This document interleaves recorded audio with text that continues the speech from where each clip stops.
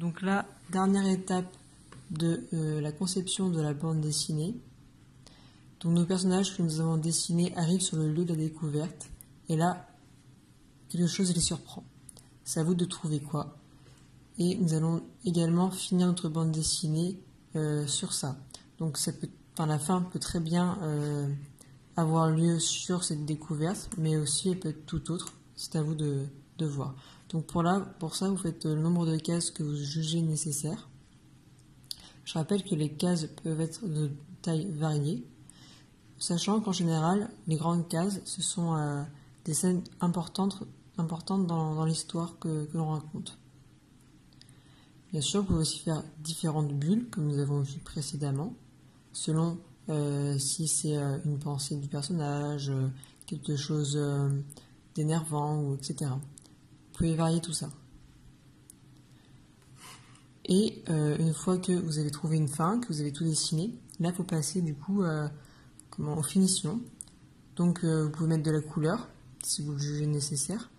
Donc là, vous pouvez le faire au crayon de couleur, au feutre, à l'aquarelle ou même à l'encre. Tout ça va dépendre aussi du support sur lequel vous avez fait votre bande dessinée.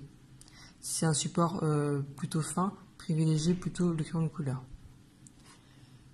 Ou sinon, si vous ne mettez pas de couleur, mais aussi sinon au complément de la couleur, vous pouvez aussi passer à de l'ancrage. Donc moi je vais le faire avec un stylo plume à encre. Donc, vous pouvez très bien le faire avec un stylo bic par exemple, ou même un feutre fin. C'est ce qui va donner des finitions à votre dessin. Donc déjà on peut tout simplement repasser proprement notre dessin.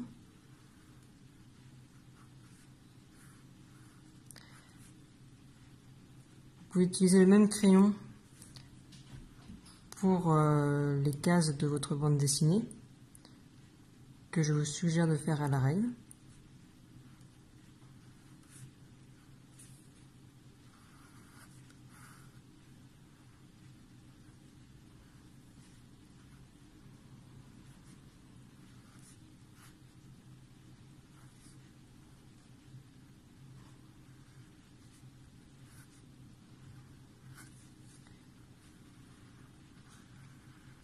Voilà. Une fois que vous avez fait les contours, vous pouvez faire des hachures. Bon, les hachures, ça va aussi être selon la provenance de la lumière. Moi, je choisis que la lumière vienne par ici, donc il y aura une ombre ici. Si la lumière vient par ici, le côté là de mon personnage sera forcément plus sombre.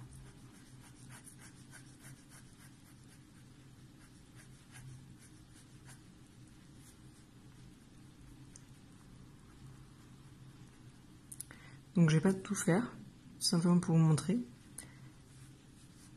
Donc la première étape, c'est de déterminer d'où vient la lumière. Et ensuite, on peut s'exercer aussi avant de le faire.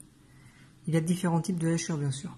Plus vos hachures seront espacées, plus la partie en question sera claire.